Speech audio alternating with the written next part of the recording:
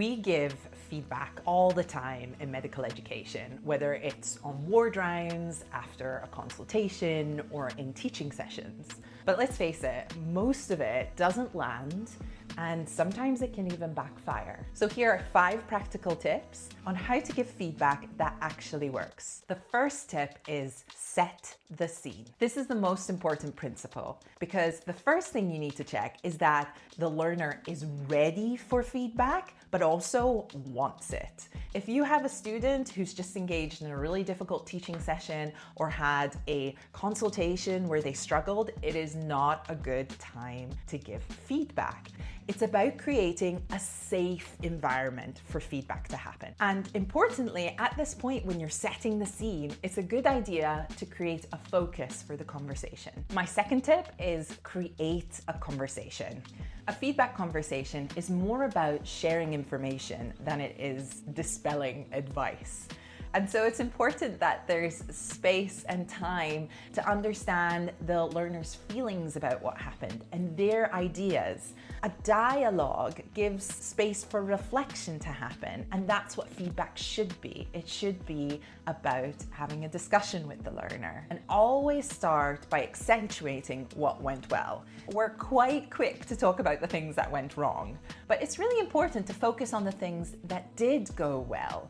And I can guarantee you that even in the worst consultation, there's something you could pick, something that you could describe that went well for the learner. Because learning is a really difficult experience. It's about bringing your misunderstandings to the surface. It's about being vulnerable. And so in order for us to talk about how we could do things differently, we need to solidify and accentuate and make sure that the learner understands what they did right. While you're creating conversation, it's really important to use open, reflective questions to help the learner think. Now, there's a whole set of questions that you can use to do that. Right now, the main thing I want to emphasize is that feedback should be a dialogue. My third tip is stick to description. Feedback should be specific rather than general.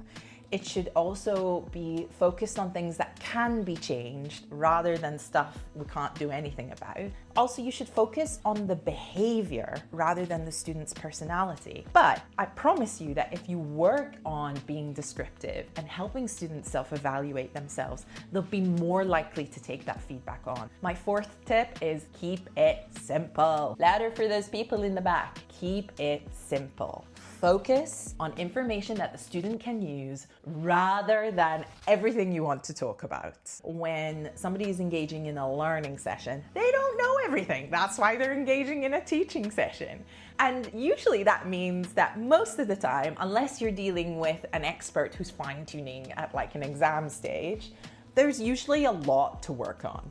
How much information can you take on board? Maybe 2, maximum 3 things? And this is one of the biggest mistakes I see clinicians make. They think by overloading the student with everything they know, they're going to help them be the best that they can be. But actually, it's more important that we focus on 1 or 2 things that we can improve. So what we don't want to do is overload the student. So I'll say it again, keep it simple. Wrap up with a plan. Remember to always focus on something that can be changed. And so at the end of the conversation, focus on 2 or 3 things that the student can take action on. So those were my top 5 tips for giving feedback. Remember, set the scene for the conversation, because it should be a conversation. Stick to description, keep it simple, and remember to wrap up with a plan. And if all else fails, I love this quote by Brené Brown, which is, "Clear is kind." It makes all the difference. So tell me, do you have any feedback tips that you like to use in your teaching? I would love to hear about them. Pop them in the comments below. Otherwise, check out one of my other MedEd educational videos. And yeah, if you have ideas for topics that we can tackle next time, give me a shout. You're filming me. Being filming. Wait! He's in his robe and we're color matching.